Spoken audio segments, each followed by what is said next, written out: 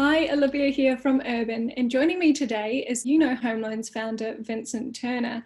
Today, Vincent's going to share some valuable tips for first home buyers to help you secure finance and buy property in the current market. Welcome, Vincent. Not a problem. Awesome to be here. Thank you. So, what kind of financial situation would you recommend first home buyers are in before they decide, right, now's the time to go and buy a house? Yeah, I think there's probably a few factors in there.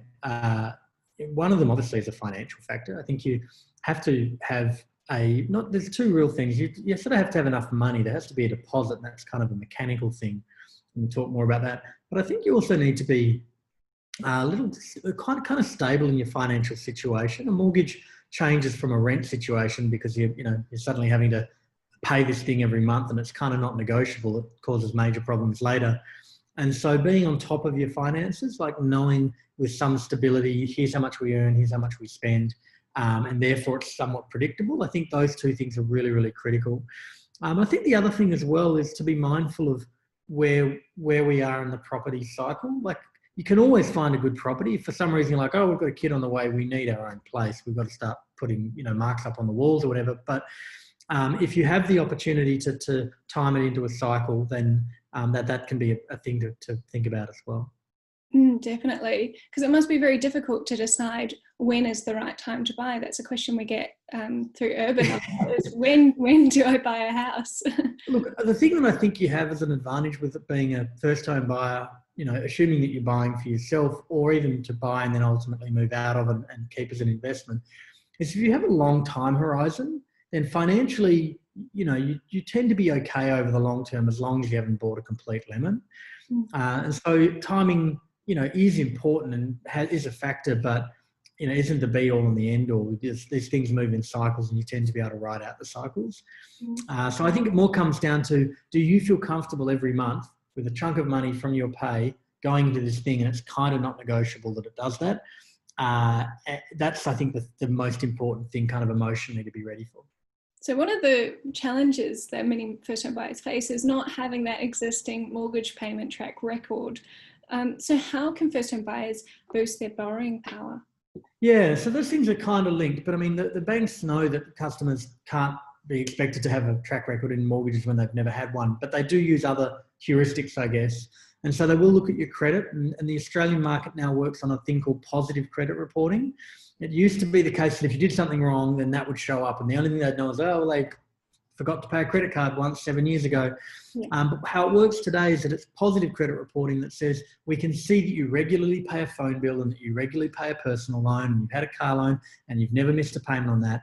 And that builds up a measure of, is this person stable with money? Are they good with money? Are they financially responsible, I guess is the right word.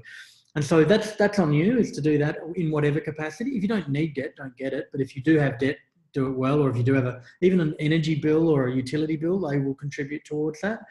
But in terms of your actual borrowing power, it's some pretty simple maths. Interestingly, the banks have a broad range of how much they'll lend you. It's not like every bank says exactly the same amount. So working with a broker, like as an example, will let you understand, well, based on our situation, I have this, income, and we have these expenses, and we have this car payment. Here's the range of what you could borrow from a bank. That's something worth understanding. And then there's kind of three big levers, I would say, that you can control, or that you should at least pay attention to, assuming your income's the same. And that's not necessarily a good assumption. You can go out and get a side job, but it can be hard to, unless you're getting it regularly, a lot of the banks won't really count that income. It's good for you, but it's not necessarily good for borrowing power. But those three things are discretionary spend. So the stuff that you're just like, I seem to spend about $200 to $300 a week on going out and having dinner with my friends. All right, well, that's a number you can control. And if over a 3-month period, that number's always around $200 to $300, then they're going to count it at $200 to $300. So that's one number you can change, and you have to change it for about 3 months because they'll look back on your statements. Other debts is a really critical one. So how much every month goes out to pay other debts. So if you've got a long-term, 5-year car loan, and you're paying out, in case I've got a personal loan at $700 a month, then they know, well, you can't use that towards the mortgage. And so how you can help with that is, if you can pay that thing out, that's good. Or if you can get rid of one smaller one, so at least you've only got one payment there, or maybe consolidate them into a single loan. So that's stuff that you can do to boost your borrowing power. It simplifies your finances too, which is good for your head. And the other one people don't tend to think about is that a lot of people have a credit card, right? They like to earn the points or whatever it is. And they're like, I've got $10,000. I don't owe any money on it. I pay it off every month. Bank doesn't care. The bank's like, well, you could spend all that money tomorrow and then you'd have to pay it off. And so the banks tend to assume that the limit on the card, not the amount you owe on the card, that 2 to 3% of that every month will be an expense that you'll have, even if you always pay it off and you never have a debt on it. And so reducing the limits on your cards will have a big impact as well.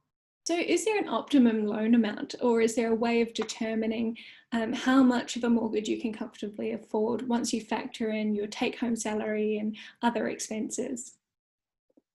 Like there's that general rule of thumb around a third, a third, a third. So a third for you, a third for the taxman, a third for the mortgage. And that's still a good rule of thumb, but as rule of thumbs are, doesn't work in every situation. So be careful about that. But there's something else that happens when the bank works out how much you can borrow. They don't use the interest rate you're going to get, right? They use a thing called a servicing rate, which is higher. So they assume, well, our interest rates might be 3%, but they could go up to 5.5%. And we want to make sure that at the end of the month, you could still pay your mortgage, even if the interest was 5.5, not 3. And so the banks build that into their servicing models. So to some degree, if a bank says, hey, we'll lend you the money, they've already factored in, well, you can afford this and a bit more, which is good from our models. The counterpoint to that, though, is that they tend to assume, although they're better at this now, that you don't need a lot to live on, and that's kind of, you got to be careful about that because people get used to living on a certain amount. So I think as long as you're comfortable that, you can live on $2,000 a month and that's all you need to live on, then, that's another thing. And the third thing I think is an interesting way to sort of work this out mathematically in your head is you don't really want to get to the end of the month and have nothing left over, right? And so let's say you're looking at a mortgage and let's say it's a $500,000 mortgage and it's around $2,000 a month. And then, I spend $2,500 to live on and you're like, all right, well, I clear $4,500 a month. So I've got 2 and 2.5. So that's it. That'll work. If it's that line ball, then it's problematic. And for two reasons. One, if your situation changes, you've got no breathing room. But the second one is interest rates are super low. And so if you actually have some surplus income, it may actually be good to build that up into savings. You might stick it in an offset, but actually have a buffer there in case you lose your job or whatever else. And so that's another good way to think about, how much you can afford and what makes sense in your situation. Definitely. So there's a lot of talk about creating offset accounts. Would you mind explaining sort of what that means to our first-time buyers? Yeah, offset accounts are interesting because probably 80% of Australians have them and probably 18% of them use them well.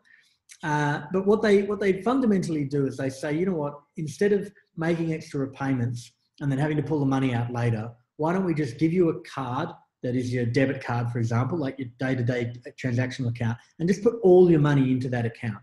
And you can just use that card like you would normally, but however much money is in that account on any day of the week, we'll offset that against your mortgage. So let's say you had a $400,000 mortgage and you got, just for the sake of maths, you got paid $5,000 salary a month. Then at the start of the month, they would be looking at your bank balance every day and going, well, you just got paid, so your mortgage is $400, but there's $5 in there from your salary.